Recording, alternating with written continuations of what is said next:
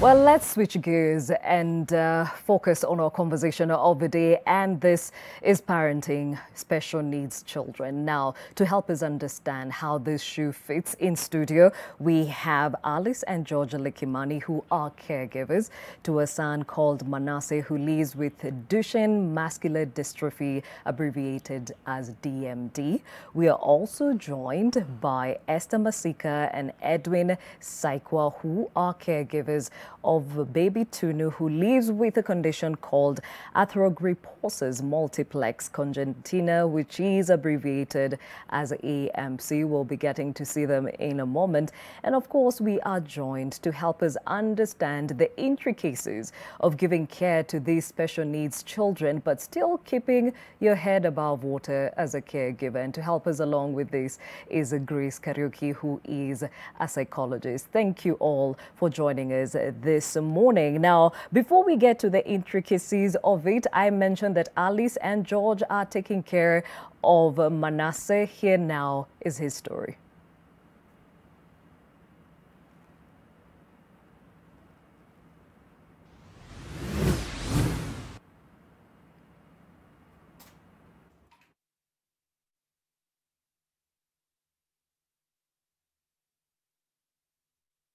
Kimani. I'm a mother of 3 boys, married to George Likimani, and my firstborn is 23 years old, and my secondborn just completed his course in a technical institute. And now we have Manasseh, my lastborn. Manasseh being our lastborn, he was born 11 years ago. After 4 years, he joined his nursery school, up to 7 years when he reached class 2. Then we started noticing something was really wrong with him, because anytime he walks, he could fall. And when he was feeding, he didn't like to feed himself. So most of the time, I was feeding him. So I was like, maybe because you are the lastborn, anyway, let me feed you. So I didn't know it was a problem. At the age of 7, that is when I realized that there was something amiss, because he could not climb the school van. So I started lifting him and dropping him, and I was like, what is wrong with him?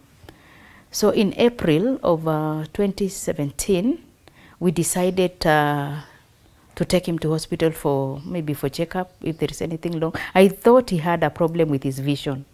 I didn't realize there was anything wrong.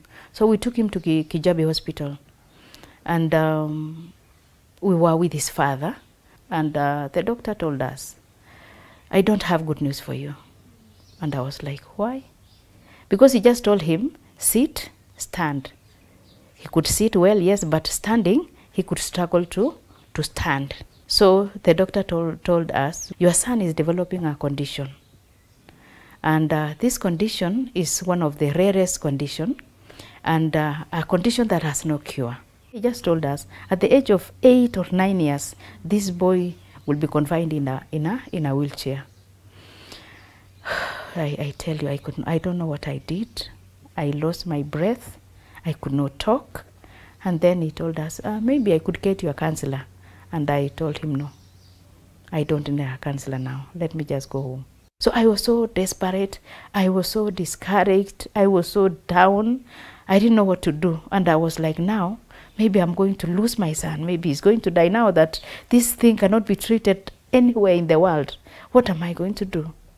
Imagining now that after 1 year or 2 years, this boy will not walk. You try to picture him in a wheelchair. And he's still walking, but now that picture is coming into your mind that now he's going to be in a wheelchair after such and such a time.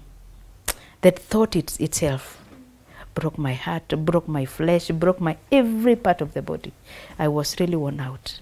I started preparing for a funeral because of that depression. I didn't know I was in a depression. I went and bought about 100 plates, these big sufrias, and I thought now, because this thing is not going to be treatable, then maybe he's going to die, so let me prepare. Just in case it happens, I have everything, and I did so. At the age of 9 years, he sat on that chair one Saturday, and he told me, Mom, do you know I can't stand? And I was like, what? Yes, Mom, I cannot stand up. And that is how it started. Just like that. So we had to get him a wheelchair. After the introduction of the wheelchair, we could not take him to school because most of the schools around, they cannot, they did not have ramps. So he could not use a wheelchair in school. So we started homeschooling him. For him accepting, it was really hard. But during that time now, we were told how to manage this condition. We have to take him for physiotherapy. It's only managed through physiotherapy. He used to go for physiotherapy, hydrotherapy, and he came to understand himself. He came to accept himself after meeting with others who have the same condition. He sleeps late at around 11 at night and wakes up late at around 10. So when he wakes up, he's brought here. He has a special table, that one over there. And then he sits here, he watches television and also do his assignments if he has. And he loves drawing. He draws a lot. And then from there at around maybe after lunch, he walks out. Yeah, you can see what we have done in our compound to make him move out freely. So he goes out and then he can even go to his grandmother with his wheelchair. DMD, I can say it's a very expensive condition because everything about a DMD boy is special. Starting from the wheelchair, very expensive. We have an automated wheelchair. He has a mobile toilet so that whenever he feels like he wants to help himself, we can move the toilet. Even bathing him in the bathroom, we have a special seat so that he doesn't, slide in the bathroom. I don't know what my sister-in-law did, and I want to appreciate her so much. She came here with my uncle called Collins. They brought me some money to buy a hoist of 100,000. Let me say so. I want to appreciate them so much. When he sees others riding their bikes and he could not, it made him feel bad. There was a time that he tried even to commit suicide because he didn't want to see others playing and he could not play. But after that, we just encouraged him. And we thank God that it's over. He's now strong.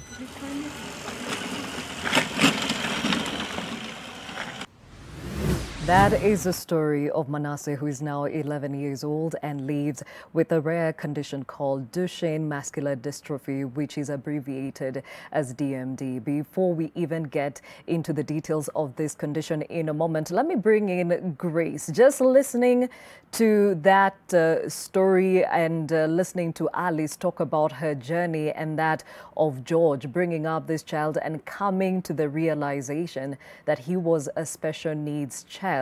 Why is it important to actually face up what your reality is vis-a-vis what you expected? Absolutely. Good morning, Gladys. I am glad to be on the show today. Well, what we need to understand is that there is a really deep feeling of grief. Like she said, immediately you go into a period of shock, a period of numbness, a period of confusion. You just don't know what to do because your normal, what you used to know, the dreams you had about the child, puts you in a very difficult space. And obviously, a lot of people would not be able to understand what you're going through. And so the doctor who immediately told her that let me refer you to a counselor is because he understood this is going to be a mental anguish period. And obviously, we call that grief. It's a grief and loss issue because you have lost things that people may not deny. There's a lot of death that has happened in that space, and most of it is the death of what you expect, death of expectations, death of dreams, and not even knowing. Nobody is prepared for something like that, and this child has been normal for the most part of his life up to the point where he is he is a young man who is supposed to go to school. So you can imagine how difficult that was. And also the process of grief, you don't even know how to explain, and people don't know how to support you. And we all know that in dealing with loss, the biggest part of healing loss is actually the support that we get from the society, from the people around us. And when you don't get that, because people cannot understand how to support you, you feel very, very alone. And so my heart really goes to her, and thank God that over time, the human spirit, you know how we are, we develop resilience as we get the help that we need. But the process of grief that we go through when somebody dies is the same process a parent who is hit with information like that would have to go through, which is really Okay, Grace, we seem to very gruesome and very deep. Okay, we seem to be having a problem with Grace's connection, but we'll be crossing over to her in a moment. Even as we understand this condition, DMD, Father, and if we can have those graphics on the screen so that at least we can explain to those who are hearing about this condition for the first time. And we'll start off with Duchenne muscular dystrophy, which is what Manasseh lives with. Muscular dystrophies are a group of diseases that make muscles weaker and less flexible over time. Now, Duchenne muscular dystrophy is the most common type. Now, out of that, you might be wondering how or what causes this. The gene that makes a protein called dystrophin is normally broken in this case, and this protein keeps muscles strong and protects them from injury. Some of the symptoms, of course, these are different from one patient to another, but the most common are a curved spine, also called scoliosis, shortened tight muscles in their legs called contractures, headaches, problems with learning and memory, shortness of breath, sleepiness, trouble concentrating,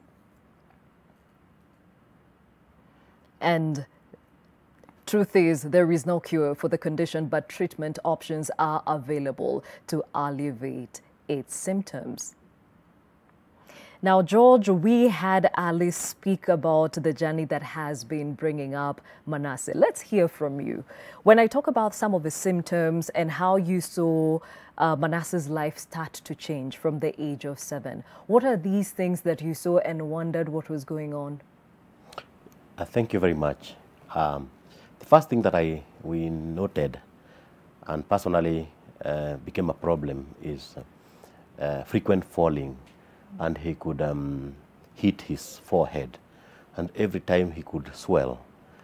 Before the healing takes place, the other day he has the same. So that was paining, and I felt there's something wrong with my son.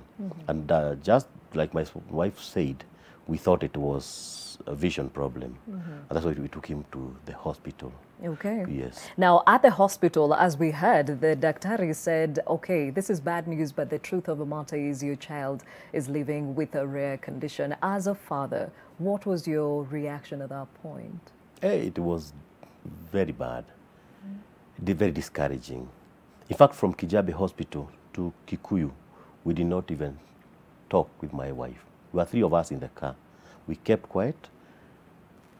A lot of problems going through my mind. I didn't know what to do. It was a challenge. It was not easy, I can say that. It was not easy. Until we came to confirm from Kikuyu Hospital, we met another doctor. He confirmed the same, which was said by the first doctor at Kijabe Hospital. Yes. And now the reality dawned in. Yes. So as a father, what's going on in your mind at this point? Well, a lot of things happened. Number one, it threw me out of balance. At some point, I was admitted in the hospital because of not accepting. It was not easy. But pole pole, I found myself accepting and moving on with life. Yeah, it was very discouraging. Okay. Yeah, because the steps that we were told, the first step of now tiptoeing, now going to a wheelchair, the other two which are not very easy to accept, it was not easy for me as a parent. Yes. All right. Now, Alice, you're the one who tells this story, and it looks like you're the stronger one of the two. But the truth of the matter is, you brought this child to the world. To see him have to go through this is very hurtful as a mother. What were you going through as you saw Manasseh move from point A to point B? It wasn't easy. Seeing him the way he was, and the plans that you had as a mother for him, especially him being the last born, and him born 11 years later after the others. Of course, you had big plans. This is the boy I would raise the way I want him to be, to go to the best school, to have everything best for him, because actually he's the last born.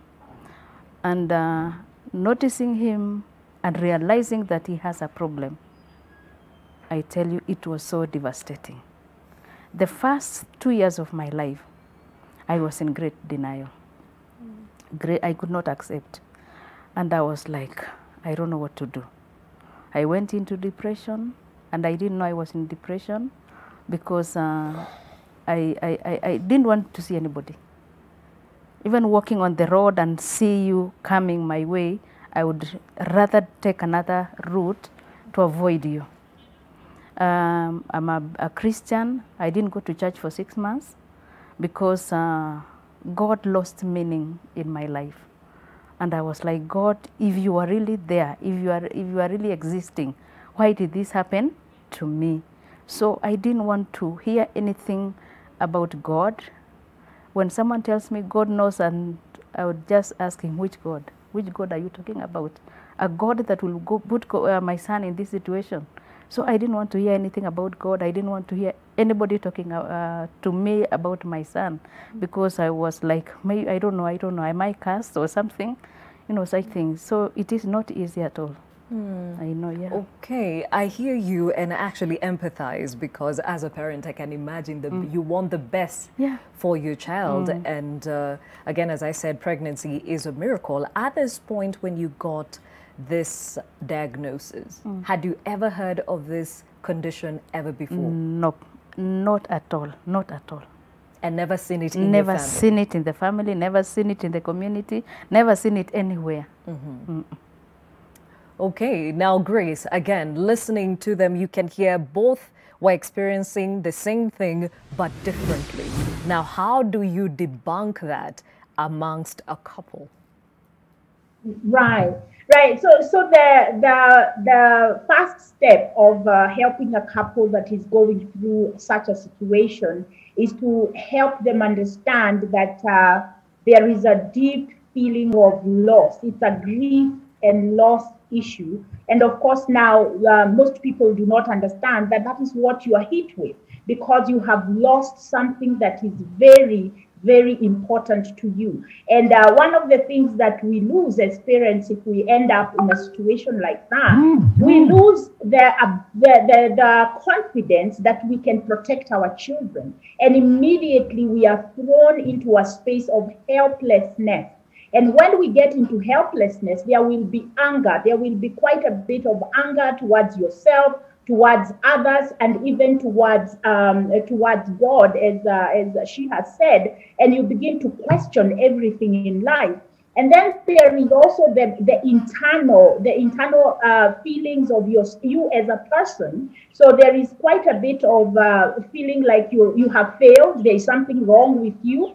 You also feel that Mungu ananionea, there is a vendetta against me by the world, by God, and other things like that. And when you are, especially if the couple is not careful, that can break a home, because the man is feeling absolutely helpless, and men don't know how to deal with those feelings, because they don't talk as women do. And women will get together, they will look for support, they will talk, they will pray. But when a man is faced with a situation of grief and loss where they feel, and here I'm talking about loss of ability to protect your family, then they go into what he talked about, that you go into this imbalance and you don't even know how to gain back your balance.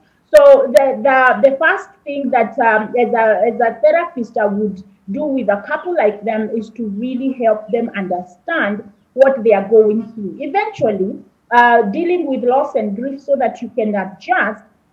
And I like what Alice said, that it took her 2 years to be able to get over the denial. And I know from my work that that's what it takes you, about 2 years to really accept that your life changed, that something you lost something. Because after the acceptance, that's when you can be able to adjust. What happens is that physically we do adjust and we start to do what we need to do to survive, but mentally, psychologically, emotionally, we are unable to adjust. And once the acceptance happens, we start to adjust. We start to feel it's okay. We can, and now a routine, even a mental and an emotional routine begins to take place, and you no longer feel the deep emotions. I usually say in Swahili ni emotions za kuonewa, nasikia nimeonewa, you know. And so you begin to accept and you begin to move into now advancing and seeing and looking now at what you can do to make your life more functional. But also with the functioning, there is a feeling of joy, and there is a feeling of vitality for your life. So it is true, Alice. It actually takes you about 2 years. Okay, now let's hear from the other couple that is joining us. And this is the story of baby Tunu. This morning on Your Voice, Brian Bushiri spent some time with Esther Masika and her husband, Edwin Kiptor, who are caregivers to their daughter Tunu, living with the rare condition of arthrogryposis, or AMC. Here's the story. My name is Esther Masika. I'm a mother of one. Tunu is my daughter here. She's brought so much life and light into my life. I just thank God for life. She has a condition known as arthrogryposis, which basically affects her joint movement. And with that, it requires a lot of occupational therapy. She is doing about 3 to 4 sessions a week. Now, with the COVID that came by, it was so unwelcome, because now that meant we had to cut that off, because ideally it's a doctor who's coming from the hospital, and hospitals are where sick people are. So you sort of feel like you don't want to endanger your baby or the people living in that home. So that has been really tough on us. Also, where income is concerned, that has been really tough on us. Bringing up a baby with a condition and a birth defect on top has been really hard to maintain. You see, these are things that are not covered by insurance. It means out of pocket. And with COVID, it affected our business, which is the fitness, and we're in the fitness industry. So it was a financial burden. We lost our financial independence, I would say. Right from day one, she had to be casted. From casting, she had to move on to this shoe that she has to wear for 23 hours. From there, we had to do, we've done 2 surgeries so far. Sorry, not surgeries, but procedures on her leg that really have been nerve-wracking. So how we have managed to put a smile on her face, they don't understand how we've managed to do that. And we encourage them so much to take their kid out. We are all about social motivation. We don't hide Tunu in the house. We're always out. With the club foot, it has a maximum of 5 years to rectify. But with the underlying condition, it's a lifetime thing. As time goes by, we see what we can do. But as for now, we can deal with the club foot. That takes like 5 years. But the underlying condition, to be honest, we can't give it a time. It's a lifetime thing. Mine is to be a voice of change to all moms out there. So I recently launched an awareness campaign known as the Bold One Out, which is a movement of extraordinary moms raising little angels with extraordinary conditions for an extraordinary purpose.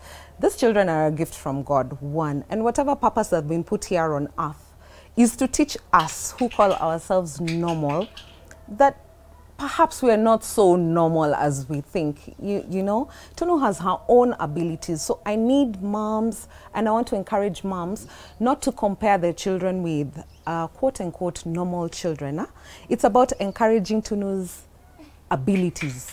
it's about encouraging her participation. It's about counting her in everything that she does, as opposed to, unajua mtoto wangu hafanyi, really dwelling on the condition of the child. I think there's a lot that can be done, especially on the detection part. Yes. Because you want us to be prepared. You want that mother to be offered psychosocial support, not a condition like mine where at birth is where all these big words are being thrown at me. And we advocate for policy. Policy, policy, policy. Why? Because policy creates the framework that is needed. So you'll find access to healthcare is expensive, and so you find the mom will sit back because, hey, are we going to buy unga, or are we going to use this money for fare to take her baby to? So we need to see how to lessen that burden on those moms. Diapers are expensive. Food is expensive, So how is it that we can lessen that burden on the mothers? How can we encourage more fathers? This conversation needs to be held because many moms who have reached out to me are actually single-handedly raising their children. So where are the dads? Yeah, this is nobody's fault, right? But God uses these children for His purpose. Yeah, we are just custodians, and it's for a time. Woo! Shika, mama. What I would tell parents who are raising a child who's been born with a birth defect or a rare condition is it's okay to acknowledge, it's okay to grieve. Acknowledge your loss. Mourn the baby that you are expecting, because you did have ideas, you did have dreams of how you'll go on holidays and put on outfits and things like that with that child. So it's okay to acknowledge that that's not the child you were given. But at the same time, encourage yourself. Right? Encourage yourself to get out there, to accept the situation. She's still a gift from God, and she's here with you, right? And you are the one who's been chosen to be that child's parent. Because if it was not you, then who is it that you would be like, I wish mtoto angepatiwa? Who is that person who you would say, I wish mtoto angepatiwa mtu? Touch this one. Please seek help for the child as early as possible, because you'll find that some of these birth defects that children have been born with are correctable. Clubfoot, cleft lip, name them. Those are correctable disabilities. So you don't have to deny the child a normal life because you did not make the first move and a bold move to go to hospital just to find out whether the child's condition can be corrected. The story of Esther and Edwin, even as they talk about baby Tunu, who lives with arthrogryposis multiple congenita, abbreviated at AMC. Just to understand further what this condition is about, it's a term used to describe a variety of conditions involving multiple joint contractures or stiffness. And its causes, well, it's unknown, although it is thought to be related to inadequate room in the uterus during pregnancy and low amniotic fluid.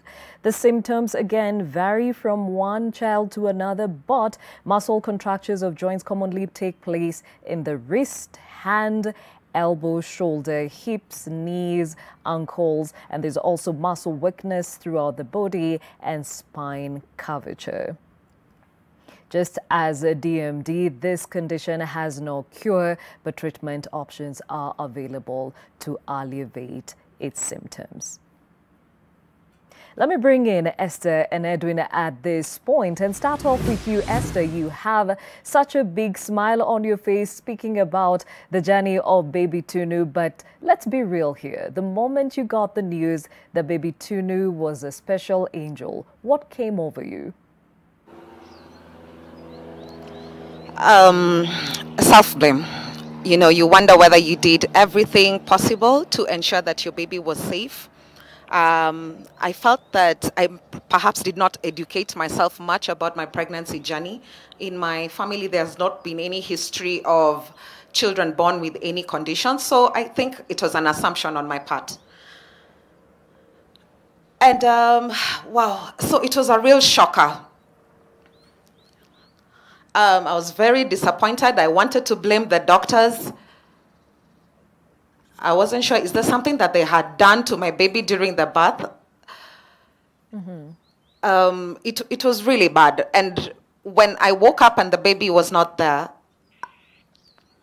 I assumed, okay, maybe because she came 2 weeks early, that there was something wrong with the baby. And then I just got to find out, you know, I passed her in NICU because she was unrecognizable, totally, with her hands behind her back. Then she had her feet facing her, you know, her chin. And I was like, what is this? What happened to the baby? And it was the first day I learned of a birth defect. Okay. And they just started talking. Surgery? And it was really confusing because I'm like, what surgery? For what? And they're very tough decisions that I had to make on the first day. And so this was very heart-wrenching. Okay, so this is your experience. Let me hear from Edwin. Edwin, you've gone to hospital and baby Tunu is a special needs child. What's going on in your mind at that moment? Thank you, Gladys. The first time I met Tunu, after the delivery, it was so hard to understand. Tunu being my firstborn, when the doctor came, I remember the nurse called my name and said, "Who is the father of the child?" I went, I received the child. The first thing I noticed was her feet were not straight. So I asked the doctor what was happening. The doctor just smiled. Then he told me, your daughter has clubfoot. It was my first time to hear about clubfoot, and I didn't understand what was going on. Yeah, so it was around midnight. So we were told to come back in the morning so that the doctor will explain to us what's happening. Yeah, that's how it started.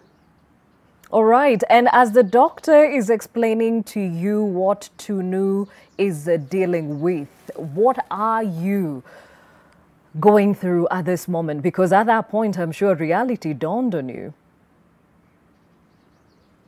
Yeah, it did. It was my first time to hear about clubfoot. And when the doctor was saying that, I was not relating. So I was disappointed. That's not what I was expecting. But I had to accept. Okay. And for you, Esther, how long did it take between now noticing about the clubfoot and now seeing other contractures in other parts of her body? It was about 6 months later that we were referred to a pediatric orthopedic who at first glance just told us Tunu has arthrogyroposis.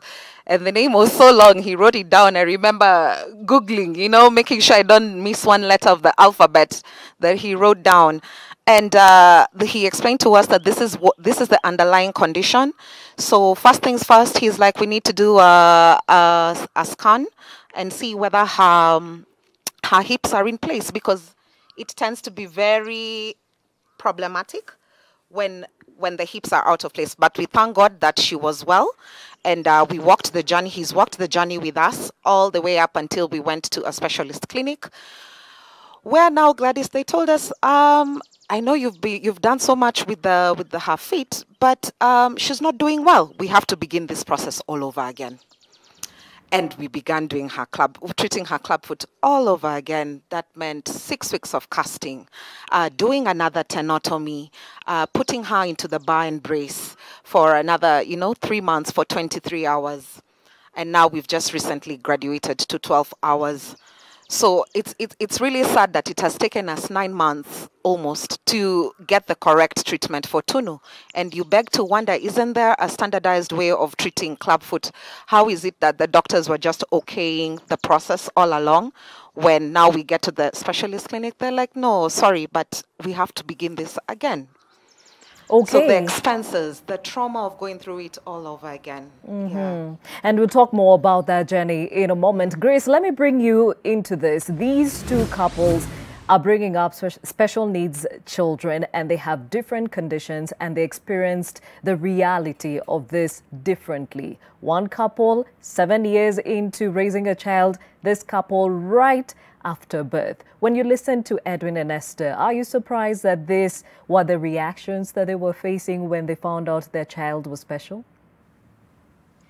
No, I am not surprised at all, because that is, and it feels hard to say that's the normal way that as human beings we will experience these kinds of occurrences in our lives. And so the process of grief and you're grieving, but you see, because we associate grief only with death, then you don't know that it's okay for you to go through whatever you're going through. And people around you, they don't know. When people die, we know how to come and mourn with you and say pole and all that. We know how to do the mashakaya.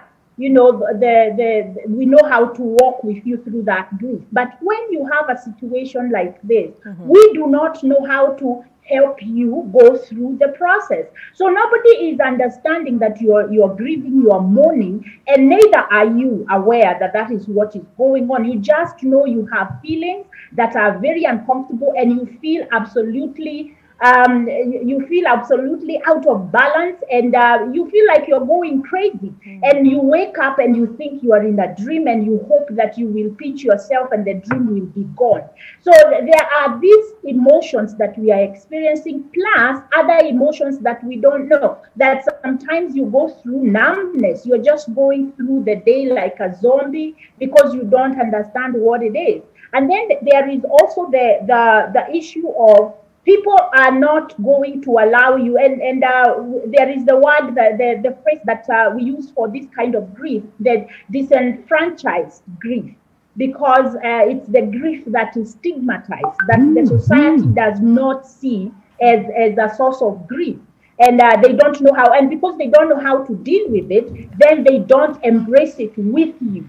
And so you can imagine now, even when you go to the doctor, like we are hearing, you go to the doctors and they kind of are nonchalant about it. They are not giving you the understanding that they can relate or they can empathize with how deeply you are hurting. And you have so many questions. What was it that I didn't do right? Was it something that I could? And you feel like you have brought your child. You have actually failed your child because you are the parent, and this is a very innocent human being. And so there are so many emotions that are going. There are so many questions that we have that have no answers. But like we are hearing, once you begin to find that there are ways that you manage and deal with the situation itself, then you begin to feel a little bit more at peace, and you begin now to put together a plan. But definitely you go through those feelings of absolutely I don't know what to do, and that is the big word, helplessness, which can lead now to hopelessness, and now the issues of depression can kick in, plus anxiety, the fear of the unknown. And so living a day at a time, and I loved to hear as both parents are talking about focusing on what now can be done rather than what cannot be done, what we have lost. And we move now from the victim space where we are just talking about the suffering story, but we are now looking at the survival story, the surviving story. What is it that we are going to do now in order to look at this child the way they are, we accept their condition and walk with them? Okay, and we'll get to the survival stories in a moment. Remember, our question of the day is, do you know someone, or are you bringing up a special needs child? What are the challenges you face? That hashtag is new normal on our social media handles. And yes, you are talking to us. If you can have that feedback, we have Sophia Bashir, who says, I'm raising a special need child, and I know many mothers who are in these shoes. We face challenges, but we learn to call them reality because because this is who we are. Stress, denial, finances, heartbreak, fear, stigma, not to mention the many challenges that we face. This is us, the special needs society. Thank you, Sophia, for sharing. Miliweke says, I teach yoga for the special child, and sometimes it's easy with lots of fun and joy, but mostly it's sad, especially when they're sick, on their periods for teenage girls, and they don't have someone to help them. For those who cannot communicate when they are sad, makes me feel even more sad, especially kids with autism or cerebral palsy. In general, it has its ups and downs. Mili, we celebrate you for the work you do in helping those living with special needs. Rose Angira says, I'm a special needs parent raising a handsome boy with severe cerebral palsy, just to mention a few challenges. First, this journey is financially draining. Everything around a special needs child is very expensive. The assistive devices, the medication, the diapers, the care, etc. Rose continues to say, the second challenge, emotional challenges for us parents raising our angels in this judgmental society that still sees disability as a curse or sins of the parents. The third challenge is mental challenges. This one is deep. We need counseling centers for parents of children with disability. Diagnosis, is served with no prior counseling. Rose, we hear you, and you continue to say, and for the rest of our lives, we work hard to figure out what the diagnosis meant. And the fourth challenge is stigma and discrimination. We lose friends and family. Most special needs parents have no friends. People judge and see your child as a burden. Bure kabisa. Lack of disability and awareness, or lack of disability awareness, is another challenge. We need more of this. There are many. Let me leave it there for now. Rose Angira, thank you for being so candid about your journey. Zoltan Farah says, I have one here in Mariakani who is mentally challenged but loves me so much to a level of following me up to my workplace. The young man hates noise. Zoltan, thank you for sharing. And the last one for now, Blixen Koi says, first, stigma from community. Secondly, very expensive medical services, especially epilepsy daily tablets. Thank you for Koi for sharing your journey with us, and keep them coming. That hashtag is new normal, and you can also reach us using those numbers at the bottom of your screen. Now, we'll quickly take a short break here on Your World. When we come back, as Grace is putting it, we'll be looking at the survival stories of these parents. Yes, there are challenges, but what have they had to adopt to actually ensure that they cater for their children, but also keep their heads above water? We'll be right back.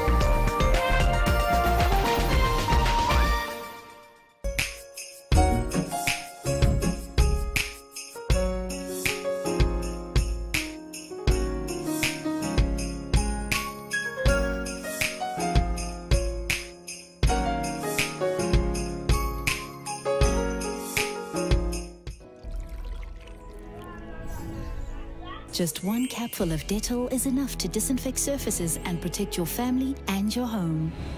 Dettol, tested effective against COVID-19. Make is the bribes.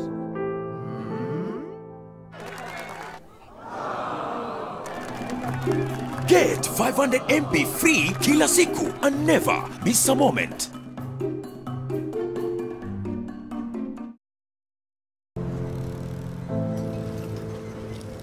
What would you do if you could do anything? What are people going to say? People like me don't win competitions like that. In those days, parents thought a girl was better off in the kitchen than in the classroom. I made a promise when Mama was dying. Even if it means you're gonna get sick. What choice do I have?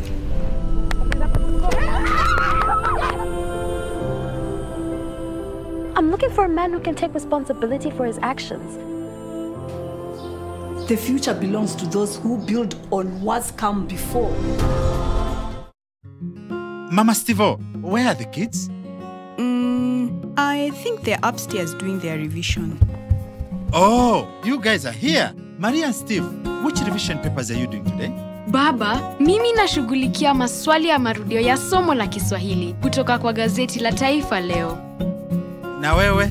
I am working on the mathematics revision paper from the Junior Sport magazine of the Daily Nation. Wow, this is wonderful. Are the revision papers from Taifa Leo and Daily Nation working for you guys?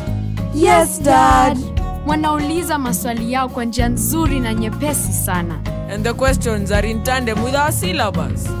Dear parents, invest in Taifa Leo and Junior Sport for KCPE and KCSE revision papers. Kwa maswali ya gazeti la Taifa Leo, usiukose uhondo huo kila Jumatatu hadi Jumamosi. In our Junior Sport, it's every Monday. Do not miss out.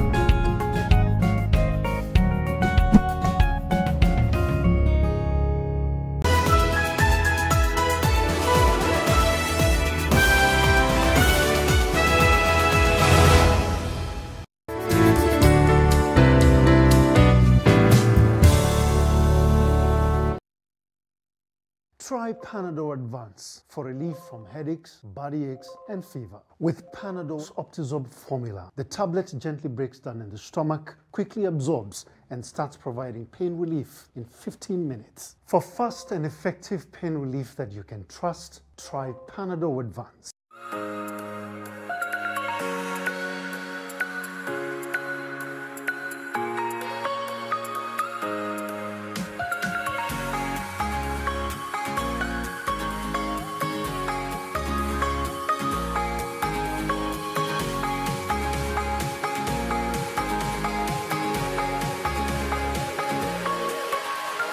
Thank you for staying with Your World. My name is Gladys Gachanja. This morning we're talking about parenting special needs children. And we have Diana, or rather Alice and George Likimani, who are caregivers to Manasseh, who is an 11-year-old boy who lives with Duchenne muscular dystrophy, abbreviated as DMD. We're also joined from the comfort of their home by Esther Masika and Edwin Kipto, who are caregivers to baby Tunu, a girl who has arthrogryposis multiplex congenita, which is actually abbreviated as AMC. And of course, helping us with this conversation this morning is Grace Karaoke, who is a psychologist. Thank you all for joining us on the same. Now, before we went to break, Grace mentioned that you go through the denial phase, you go through the mixed emotions after you find out that your child is living with special needs. Then it gets to a point where you now come to accept and now start walking the journey with him. For you, Alice, what helped you along?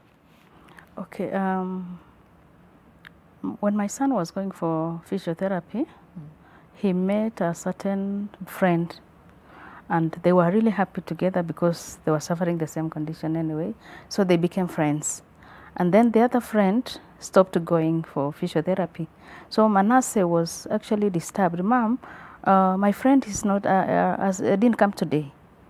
The following week the same. So he kept on asking me about his friend. So I had to go and look for this friend. So we went to, with the father, we had to ask someone where we could find that friend. And we were told where they were. And we were taken. We visited the family to find out why they were not coming for physiotherapy. So we found a lady with two boys having the same condition as Manasseh. Both boys? Yes. Wow. The firstborn and the secondborn. And now the lady was not able to come because the boys were now heavy. She could not. It was expensive for her now to carry the children for physio. She could not afford. So that is when I started my healing process after looking at the lady. The husband abandoned her, and now she's with two children, having DMD, and my healing process started. When I just looked at her, and you are still alive, you're having 2 boys and you're strong, then I must be strong. Nitabeba msalaba Nitabeba wangu. msalaba wangu. Because now, you are managing 2 children in a single room. In a single room. So, my healing process started, and we also started to support the family because the lady could not even afford food. So since then, we've been supporting the family. We've been visiting the family every month with support, to support the family, pay their family rent, and also food. So I healed after looking at her and after offering my support. So I realized that I'm not alone. So my case is not even worse. There are other people who are in a worse situation than mine. So I have no reason to remain down. I need to stand. I need to walk. I need to move on. And I moved on. And there is strength in numbers. Yeah. Okay. And for you, George, we've heard from other caregivers who say this journey is a very expensive affair. So you've accepted Manasseh is different. He needs special care, but all this comes with a price tag. As a man and an expected provider of this family, it just got heavier on you. So how did you have to switch gears? Number one, I got family support. Because the first thing we did after realizing that our child had a problem, we talked about it. We did not hide ourselves. We talked about it, we told people what it was, and our immediate family came on board. They really helped us. Our good friends also came on board. Our church, we are Christians, came on board. We got very, very, very many supports. Maybe many people are calling, maybe people are visiting to encourage us. We were not judged harshly, and we felt accepted by the society. And the other thing was joining a support group. When we started we were taking our child for physiotherapy. That's when we met other families with children with disability, some very severe. And so from that, when you realize that there are some people facing the same challenges that we were facing, even some worse, that's how my journey of healing started. Yes. Okay, you mentioned that you were judged, you're not judged harshly, but I'm sure there were people who were looking and wondering, what happened? Yes. Did you ever deal with that? Yes. Yes. Some of them were trying to inquire whether there is that history in our family, whether there's something that I don't know what was happening, but that did not distract me from moving on. Yeah, it was not very conspicuous. Okay. Pengine kwa chini ya maji. Yes. And for you, Alice? Yeah, it wasn't easy.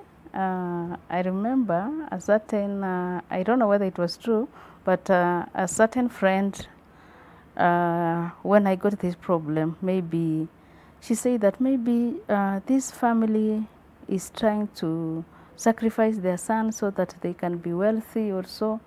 So having, hearing such from a close friend, you feel, what?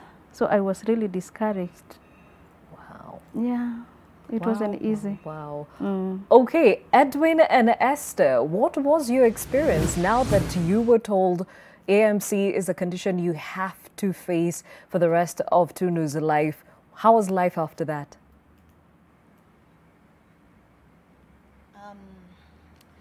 Of course, initially it was really difficult to understand why this was happening to my child. But I'm a believer, and I believe God does things for good reasons. And because of that, I was like, God is going to use my child to encourage others in this world that he's still in the business of healing and that he loves all people. And I believe what made it very easy for me to sort of encourage myself was Tunu's smile. And my family has been very supportive as well. So, and my husband as well has been very supportive in this whole journey. So we just got ourselves together and started appreciating her for who she is and loving her for the abilities that she has. We did not dwell again on the condition so much. Okay, so for you, Edwin, I mean, the ladies have a way of healing by speaking and communing with other women. Wanaume, it becomes a little bit difficult expressing your feelings and the challenges you're going through. How was it for you adjusting with the new reality? At first, it was so hard, but as time was going, it became easy because I used to speak with my friends.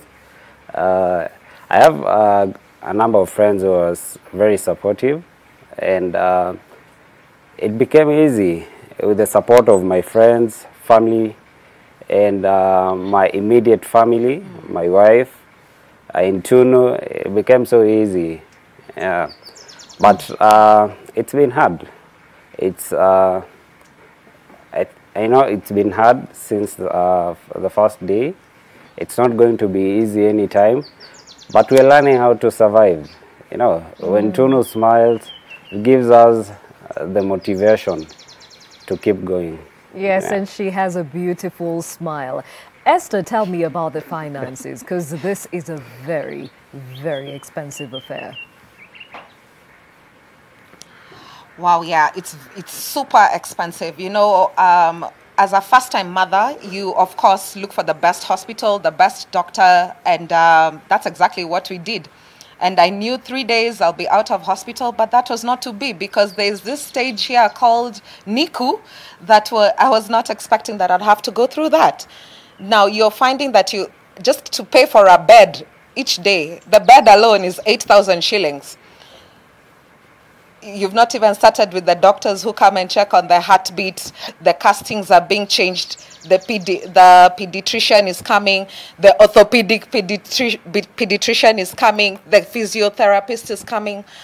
Gladys, it was very heavy financially. If it was not for the support of friends and family, I don't know how we would have managed to do this. But just to encourage other mothers out there, there are specialist clinics, mission hospitals, which equally offer good services. Some of them are free.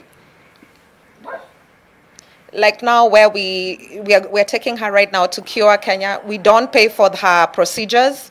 We only pay a minimal fee to see the doctor, and everything else is catered for by the hospital. So I encourage you to get out there. You'll be surprised that there are hospitals who absorb that cost for the mothers and the caregivers. Okay, now Grace, we've heard from both parents, and clearly the journey is a tough one, but they've braved it. As you were saying, they now are in the survival phase, and they found a way to walk with their special needs children. Now, it has been mentioned even from all viewers that the challenges, especially when it comes to stigma from the society around you, and of course financial support, is a burden that many have to face. How do you cope with this? And yet you're supposed to cater for this child, love them for who they are, but the pressure is real. Right. And that is the other part of the multiple facets of loss in a situation like this. And I hope, Gladys, you guys can hear me well. Yes, we can. Okay, so the loss of financial freedom, as one of the parents identified, is a huge one, because now you have expenses you are not expecting. And then there is also the fact that, you know, the medical care for your child is not readily available. So you can imagine parents are having to go through their own process of grief. They don't know the emotional part of it, plus the practical part of it. How do I get this help? They don't even know where to start. And not to mention the fact that there is that financial burden that has suddenly come onto them, and all of us can actually relate to them a little bit if we remember March 20th on last year, 2020, when we had to be thrown into this space of the unknown, not having certainty about what tomorrow will hold. So again, with the support that these families need, because these are realities of their lives, is to find a group of people who will empathize with their situation. They will have compassion. They will not try to explain away the reasons why they have because as human beings, we always want to answer the question why. But many times there are situations that have no answers, and what we need right now is not to try to explain to them the possibilities of why they are going through what they are going through. We need to be there. We need to be able to say, how can I help you now? What are the needs that you guys have right now? And I have actually been impressed by individuals who, after a family goes through a crisis, they come in and kazi yao, they are sitting in the house and washing dishes and watching them, and they are not saying much, but they are offering that moral support that I'm here with you. Because as human beings, like I forget his name, but Alice's husband said, that support, that social support is what actually begins the process of healing. And there is also something else that that our sister said, Alice. She said, when I saw someone else who had it harder than I do, that immediately her heart was strengthened. And then there was something else that both parents have talked about, is actually looking to make this, to give meaning to what you're going through by creating help for others, not just focusing on what I have lost, oh poor me, and looking for opportunities where the loss can have meaning. Now, the thing is that we all use this phrase that everything happens for a reason, and I know that that can have all kinds of connotations. But what normally happens, once you have gotten to the acceptance, you have started the adjustment, the advancing in your life now is looking to create meaning out of this crisis. And that is where the survival story begins. And I am really impressed, and I applaud both couples for what they have decided to do with the reality that they live with. They are supporting others, they are creating awareness, and they are even helping others who are in the same position, but they do not have the kind of support they themselves have found. And so this financial issue, I pray and hope that as we continue on, there will be legislation or something that is bigger, that can be able to provide for the needs of parents who are raising special needs children. Very well said, Grace. And just to reference back to Rose's contribution earlier on, and one of her challenges, she said, was a mental challenge, which she says runs really, really deep. And let me make reference to one of my friends, and she also has 2 children with rare diseases, and she says the sheer stress of not having the parenting dream I envisioned is traumatic, but society expects me to be strong because of my kids. I hate being strong. I'm also human. This is from Christine Mutena, and most of you know she is a founder and one of the members of Rare Disease Kenya. And Alice, as a mother, I'm sure, and as a parent, you relate with her. And the question here is, you said you faced depression at some point. Yes, today you're coping, but every day is a challenge. Who and how do you make sure you cater for your mental wellness? Oh, I just try my own way, because I've never seen a counselor. I've never seen one, but in my own way. Sometimes I have a friend who likes telling me, you need to call a meeting with yourself, and then ujiteka mkutano, and then ujiongeleshe. So that is the point I'm in. I usually talk to myself and encourage myself, and then I usually tell myself I must be strong for my boy, because sometimes he's down, he's weak. He asks some questions. Mom, when am I going to walk? Mom, why did this happen to me? Mom, why? So if I'm not strong enough, these questions of why is this happening to me, Mom, then they're going to weigh me down. So I have to make myself very strong to encourage him. Okay. Now, on the days where you run out of the strength, and it's normal to run out of the strength. For example, in the story you said during the pandemic, he actually contemplated dying by suicide. Who stood with you? Who stands with you? I just myself. Sometimes I get myself into my room. Most of the time he's not at home. He works. Yes. So I lock myself in my room after such experiences. I cry, I pray, and then I come out strong. So sometimes I don't like sharing these bad experiences with him because I don't want to put him down. So most of the things I don't share with him, these bad experiences, because I know him. He loves the boy so much. So such experiences I don't like sharing. So I just swallow most of the things and start and encourage myself. But after some time, I would tell him, do you know, this is what happened. Manasseh tried to do this. He said that and that. Yeah. George, who takes care of you? Well, myself and I have friends. I talk about my son because I love him so much. The other thing is accepting the reality. And I know this boy is a blessing from God, given to me freely by God. I know our God is able to heal him. And if it is his will that he remains the same, let the perfect will of God be done. So by accepting that, I am able to move on. Yes. As I mentioned earlier to Edwin, is that men have a hard time talking about it. But you say you'd speak to your friends. So the days where you're feeling you are at your weakest, who stands with you? Rarely do I talk with people when I'm down.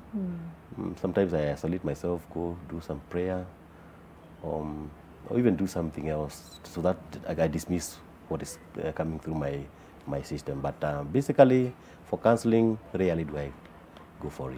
Have you ever gone for counseling? No, I've never gone. So just like Alice, both of you have never thought of doing counseling? At first, we were in denial. Okay, all right. We thought we were very strong. Okay, and you still believe you are? But at the moment, we are strong now. Okay, you're in a better place. Yes, because I'm able to encourage someone in my position. Yeah. All right. But personally, I know I'm weak. Yeah, anything that touches my son is not a good thing. So what Alice is saying, kila mtu anajua mtu yake. Kabisa, niko hivyo. She knows you. Yes, I'm very weak. All right, let me hear from Edwin and Esther. Who stands with you, Esther, at your weakest?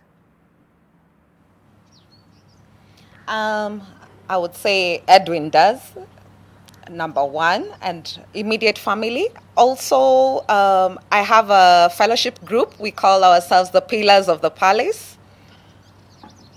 And they have held me since day one. They have been my day one, and they continue to encourage me. They continue to walk this journey with me. And I also did, just to also see whether I've dealt very well with my situation, I did a caregiver education course, and that has put a lot into perspective. There's so many letters I have written that I didn't know I had I'd pushed a lot of things down as well. I'd really suppressed a lot of emotions. So it has helped that I journal a lot. All right. Yeah, so that has helped me. Generally, I'm a positivist. So that has also been, my attitude has always been positive. So yeah, that has helped a lot with this situation. Okay, have you ever sought counseling? I did, but then after I did the caregiver education course, not so much now. All right, let's hear from Edwin. Who stands with you? Number one, it's Esther. Then secondly, my family members. Then my friends. The other thing I also do is when I have stress, I hit the gym. I do exercises frequently to help me release the stress. Yeah. Okay. That's my stress reliever. Okay, that's a good way of actually helping out with the stress. Now, I need you to be very honest with me, Edwin. When things are thick and you're going through such a tough time, do you save or shelter Esther from it?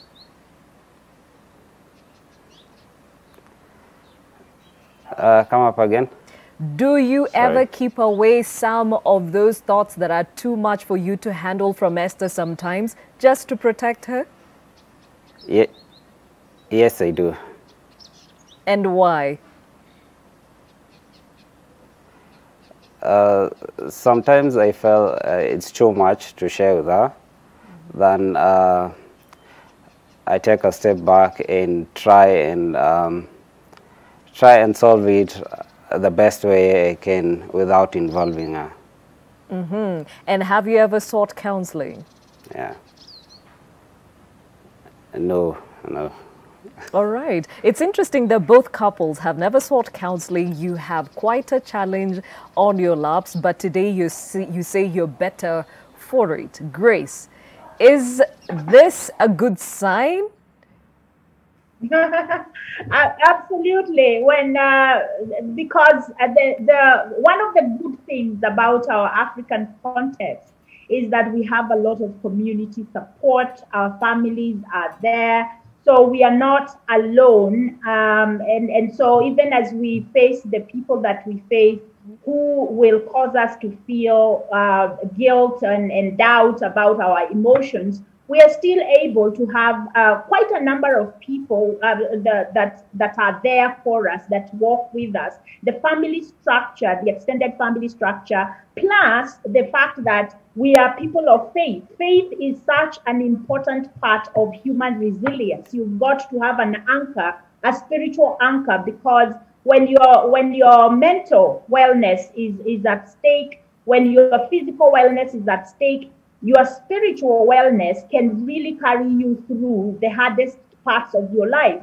And so when I hear that both of them are saying, they are talking about friends, and especially Alice, when she talks about, I know how to take care of myself. That's the thing, is that sometimes the reason why a person will seek personal counseling or grief counseling is because they are dysfunctional. They are unable to function. And somebody in the family will say, no, you need to talk to someone, because they are not leaving the house, they are not eating, they are not taking care of their physical body, they are not even able to take care of that child that they have who needs them. When people recognize that, then they say, let's go talk to someone who can be able to help you through that.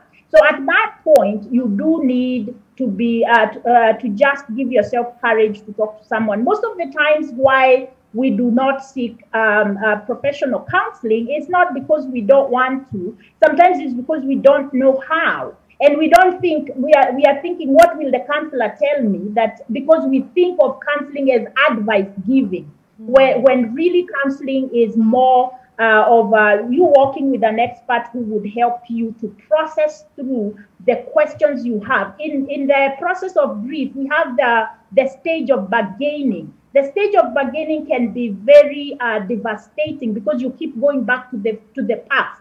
You keep asking the question, why? If only I had. Why didn't the doctors do? We keep going back to the past. But that is the place, if you get stuck there, that's when you need to seek an expert in grief counseling and say to them, would you help me sort through these questions that I'm unable to let go of? Because it keeps taking me there. And what happens with the why question, it triggers emotions of anxiety, the fear of the unknown, the fear that I won't be able to manage the future. Something bad is going to happen. And then it becomes a personal label that I am a failure, I am not able. And so you want to process that so that you can move your brain or your mind or your thoughts from that feeling of helplessness into a space where now each one of them is, where they are saying, I have the challenges, but I feel that I do have the ability to manage them.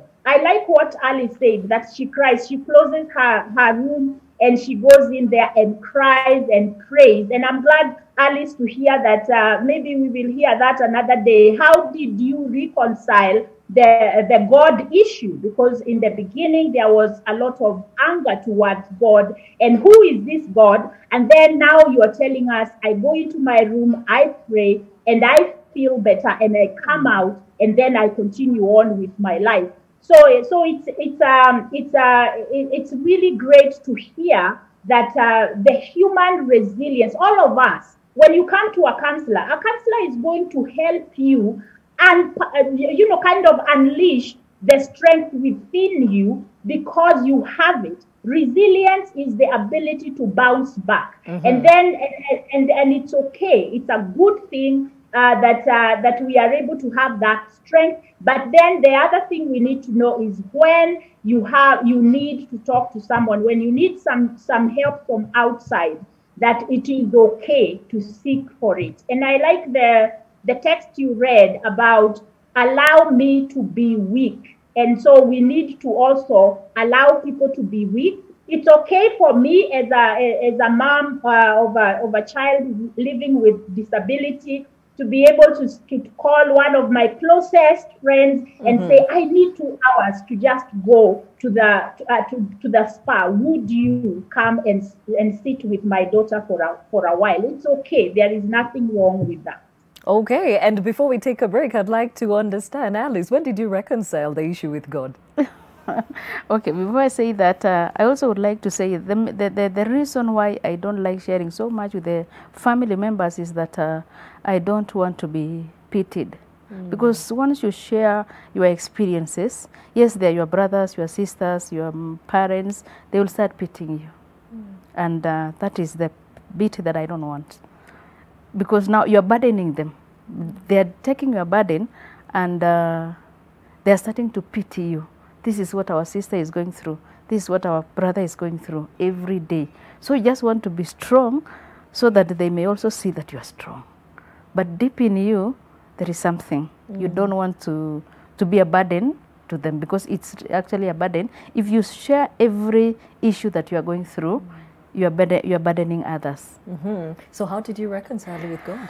I don't know. After realizing that so many people are going through challenges, then I was like, yes, God cannot be so unfair to all of these people. So because in the first time I thought it was only me. But now after realizing that globally people are going through challenges, and then I ask myself, is this God unfair to all these people? And I'm like, no. There has to be a reason why it happened. And so many people come and tell you, there is a reason, there is a reason. You try to find out this reason. I'm still looking for this reason. And I'm still waiting to see the reason why it has happened. So I'm hoping to see, why did this come to me? And I read somewhere that you will never be healed until you use your problem to heal somebody else. So I'm using what I'm going through to heal someone. So after using this to heal also others who are going through challenges, I find myself healing. I find myself accepting. I find myself telling God, if this is your will, God, I accept. We shall take a break at that point, and I hope you feel encouraged, and we'll be right back after this short break.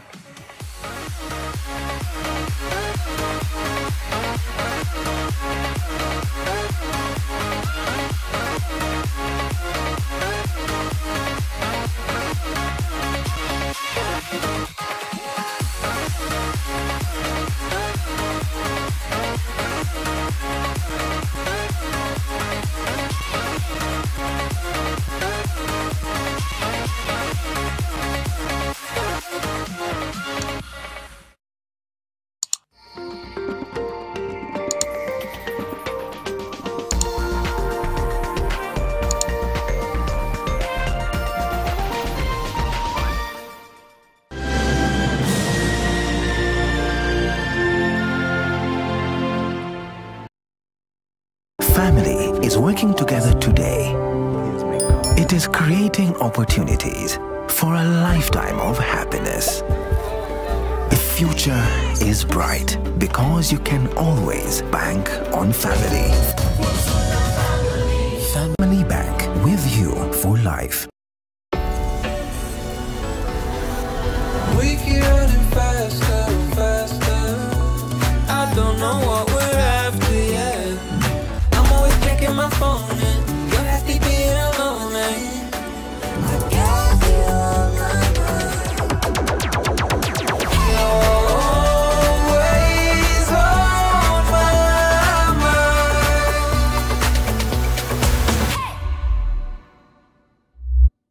From far with you. I even gifted you a magnificent house. Rosa, it's the thought that counts. Please help me.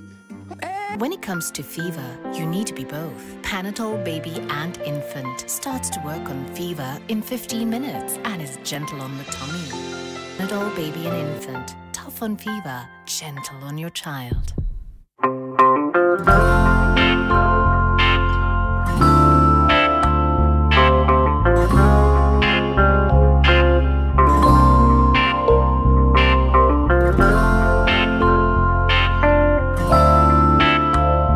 Breaking news from Molfix. Let's see what they're developing right now.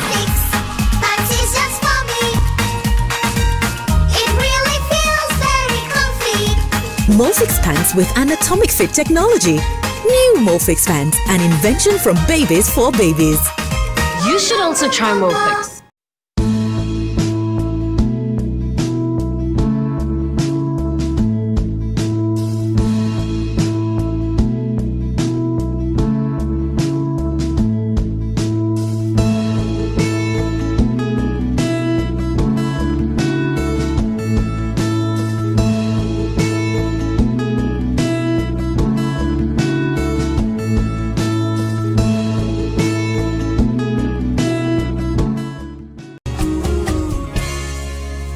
Matthias, that woman is Blanca. Renata was right. Danielle is a snitch. Matthias, we've got to get Renata. Wait, I'll we call have her. to call her. Come here, wait for me. Beth, you have to send security down here. It's urgent. Your game is over, Blanca.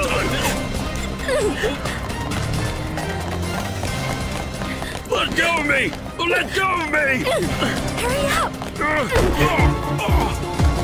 Timeless love.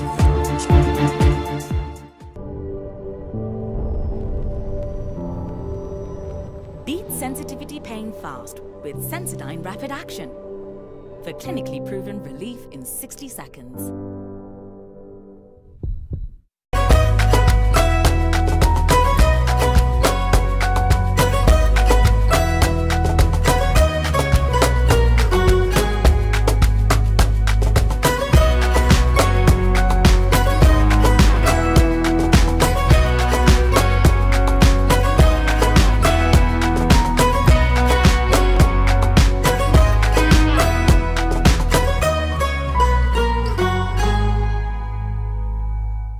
It is new, refreshing, engaging, and informative. Follow trends in Kenya's cooperative movement in a new show known as Ushirika with Alex Chamwada. We begin with the story of 2NK Circle.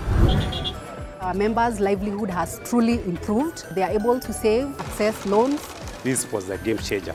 We will bring you case studies from across Kenya in various sectors. We take care of the banking needs of all the cooperatives in Kenya. Ushirika, every Tuesday at 6:45 p.m. on NTV. Buy a value-added plot of land at the Garden of Joy off Kangundo Road, deposit 700,000 and get 16K and your Istanbuzi is sorted. Call us on 0790 300 300.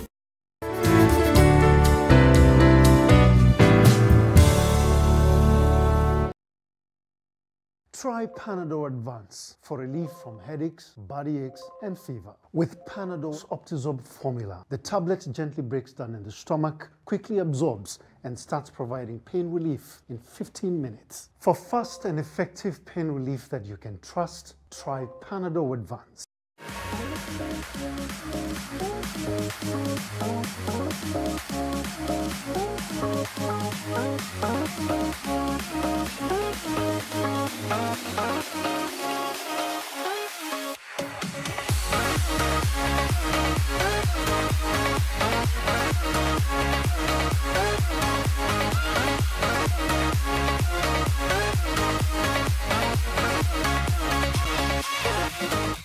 Thank you for staying with Your World. My name is Gladys Gachanja and getting great feedback from you even as you share your challenges of bringing up special needs children. I still have the couples with us. We have Edwin and Esther at the comfort of their home here in Nairobi. We have Alice and George who are with us in studio, and of course Grace, who is also joining us from the comfort of her home. Now, before we get back to the conversation, remember hashtag New Normal is how you can continue to share with us. We have Rhoda Bahati who says, Mary Mutuva, thanks a lot dear for tagging me. I'm a mom raising a boy who's 7 years and 3 months today, taking care of cerebral palsy kids. It's not easy. It requires God's intervention and the grace to keep you moving. Raising these kids is so expensive. The diet, medication, diapers, and the therapy, they drain us a lot. And she continues to say, some days I'm good and sometimes I can't tell what's on my mind. The biggest challenge is when the boy is sick. He can't tell you what's ailing him, but God has given me the grace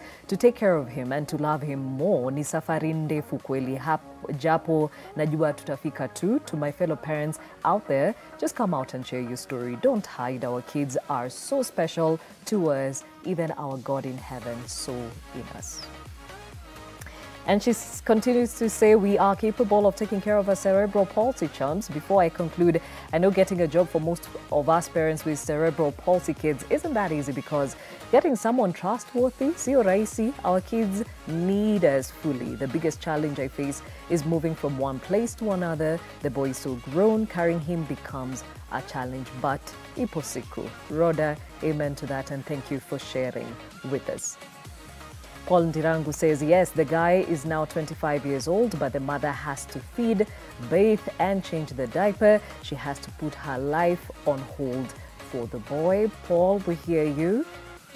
Ike Jr. says, Gladys, thanks for the topic. I'm a single father with 2 children with special needs. It's been a journey. Nobody understands what you're going through or will to support you. It's an expensive management from home to school, but the only thing I do is give them love and care. Thank you, Ike, for sharing with us. Raymond Mutahi says, hapa Kenya wengi wazazi bado wanaficha watoto wao nyumbani, so to know or find them is much harder. Kwa jiji langu kuna mmoja wao, lakini ukipita tu karibu na kwao, mamake anafunga nyumba na kukuuliza maswali ya polisi, ndio hapo unatoroka juu ya matusi. Raymond, we hear you loud and clear. And the last one here for now, Beatrice Cheropu says, my son Marcus, 9 years old, has a CP. At his age, he is totally dependent on my support.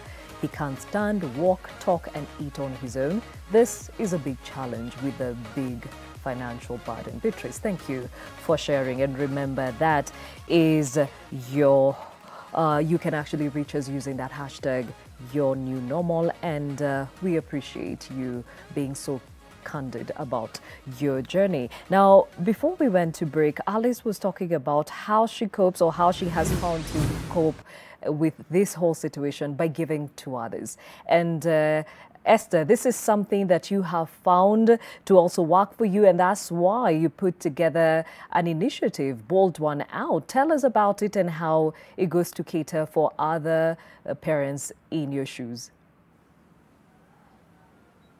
All right, so when I decided to boldly come out with my story and advocate for congenital anomalies, prevention, detection, and early treatment, it's because I'm trying to reach, one, to the mothers-to-be, that there are actually steps you can take to minimize the risk of giving birth to a child with a birth defect. Only that education is lacking in Kenya, but I want to take a strong lead in that to lessen the burden on child disabilities in Kenya. The second person I'm trying to reach out to is the caregivers, the existing caregivers, now those who are in my shoes, that there are certain places you can go to receive treatment for your child. There's also, I'm advocating for early treatment. Things like clubfoot, you know, when gotten early, then it's more a manipulation that would be required on the child as opposed to surgeries. which is way more expensive in the future. So you also want to give this child, especially those living with correctable disabilities, to receive the help that they need, and they'll just be fine. I mean, Tunu is doing so well, and she's encouraged me that those I meet in hospital who are 3-4 months, and they're already done with their club foot treatment. Now, you don't have to do it at 9 months like we did with Tunu. So I'm trying to also lessen the financial burden of trying to doing some of these things twice, thrice, because of not having the right doctor or not knowing where to go. So it's been a blessing. I have so many moms on the group who've reached out, and many are very encouraged by when they see me and see the baby and how she's progressing on her page. And yeah, so I'd just like to reach out to every mom that your child has a purpose, and we are here to help you walk this journey. Yeah. Okay, now Edwin is sitting next to you, and he said you're not only his #1 supporter, but you also said he is your #1 supporter. And Alice had also mentioned that the family, the woman they support, was actually left by her husband with 2 special needs children. And the truth of the matter is, most caregiver groups are made up of single mothers. But today we have 2 couples who are walking this journey together. Edwin, why have you purposely decided to stand with your family?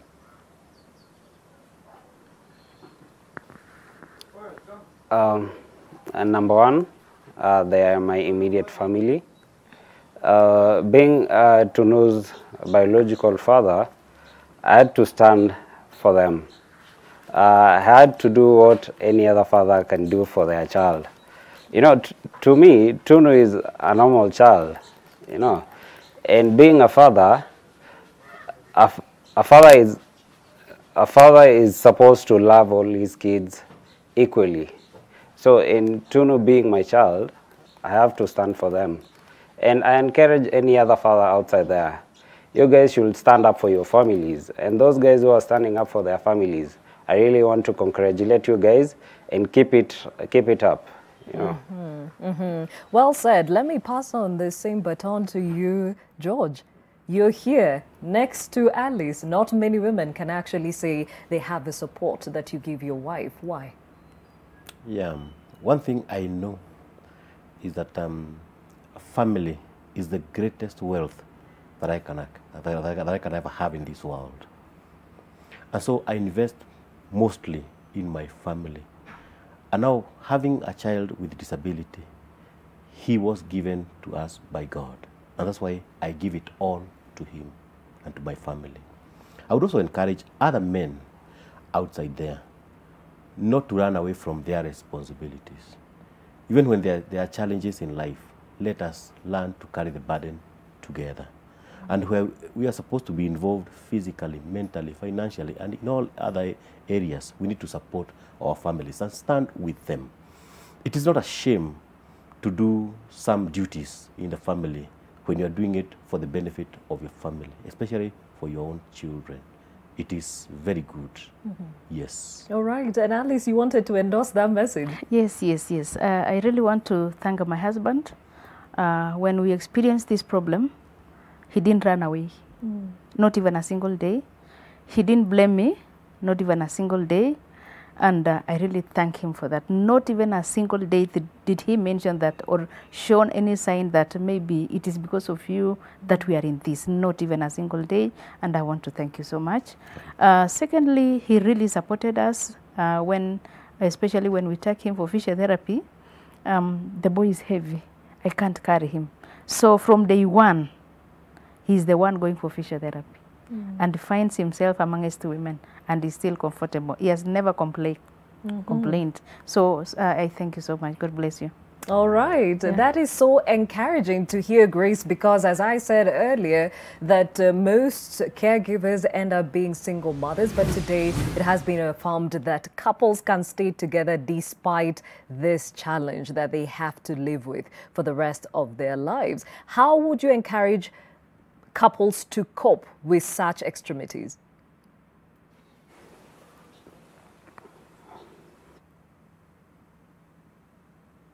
Please unmute your mic, Grace.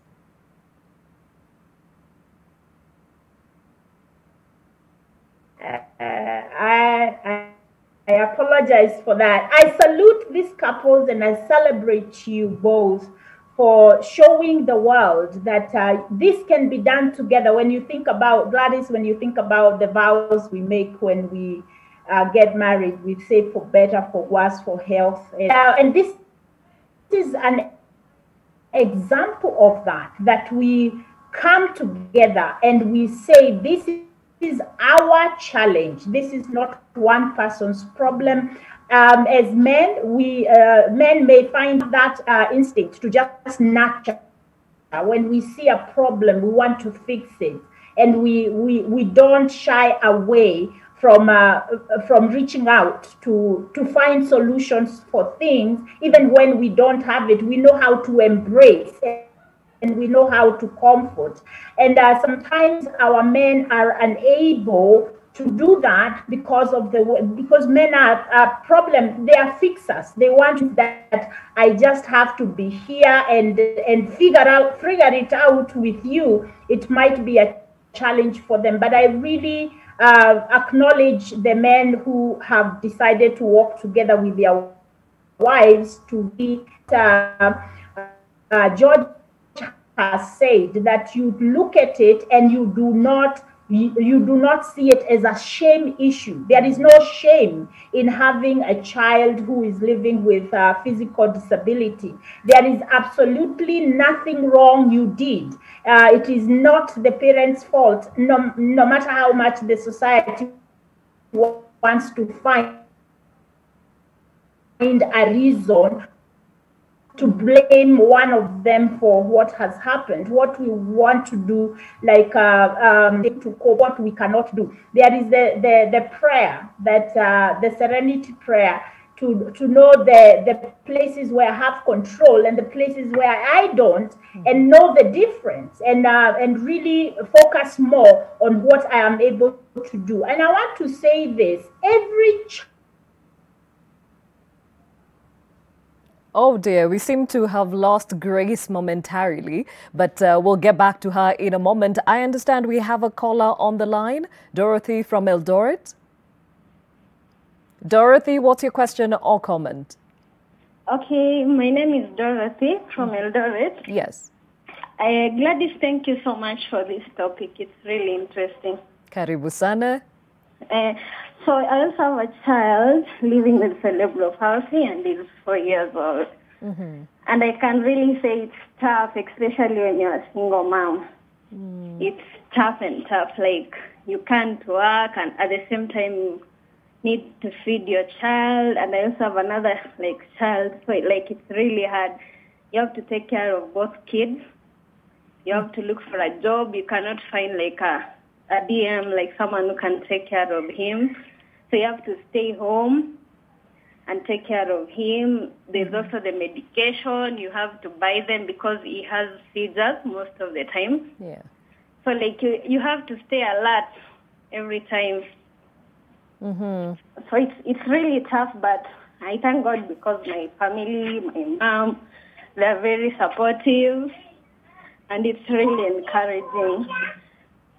Okay, I think we can hear them in the background. Thank you for sharing your story, and we wish you well.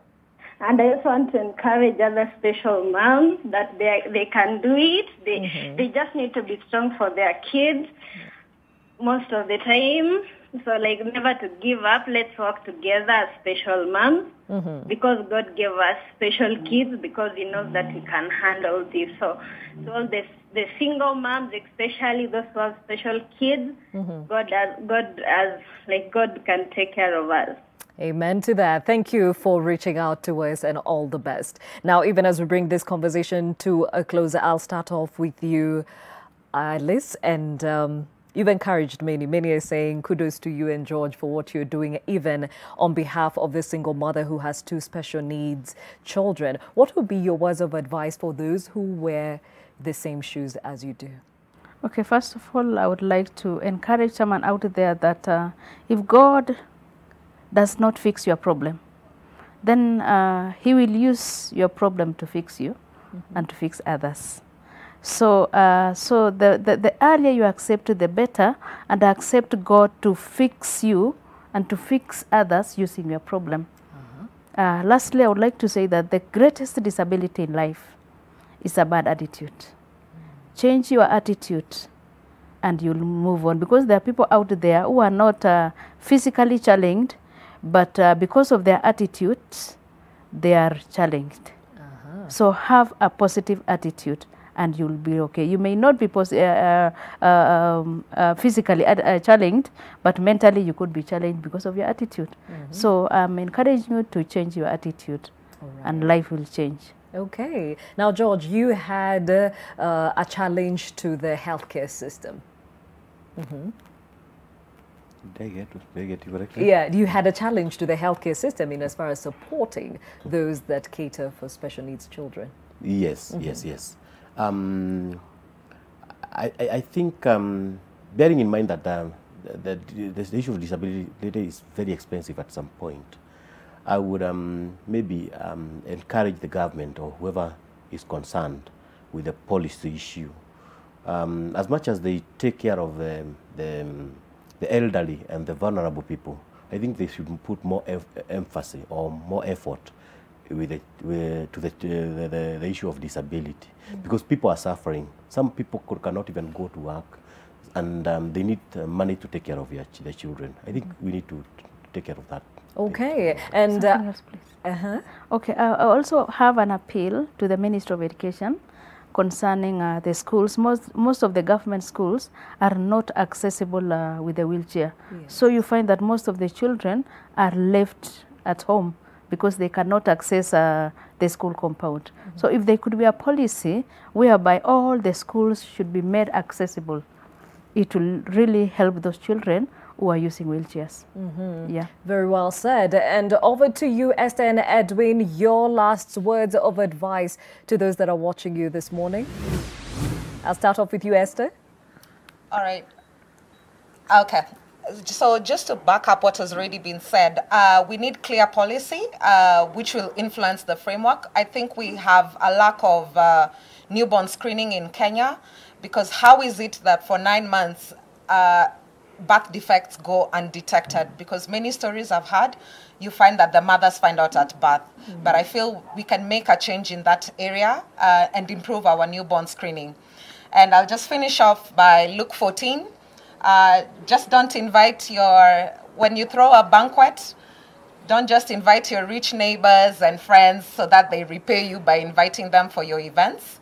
Invite the poor, the crippled, those who are by the roadside, and the Lord will justly repay you on the day of judgment. Amen to that. Edwin? I'd like to encourage all the parents out there. You guys should stand out for your families. Everyone should be responsible. Secondly, I'd like to talk about the policy. The government should step in, subsidize most of the medical bills for kids living with special needs. Thank you. Asanteni Sana, and of course Grace, even as we close briefly, now that you were cut off due to your network. Right. I just wanted to say that I applaud the couples, and I want to say that every child has a purpose. They have a full value, regardless of how they look and what they have to live with. And then Oh, wow, Grace, we really appreciate you for making it to come on this show. We literally had to call her last minute to join us in as our previous psychologist fell ill in the night. So we thank you for coming through, even if you are struggling with a connection issue. Again, thank you to all, Alice, George, Edwin, and of course, Esther, for being candid about your journeys and also encouraging others out there who are walking in your shoes and also putting the systems in place to task, because something needs to be done to make it a little bit easier for those living with this reality. This has been Your World. My name is Gladys Gachanja.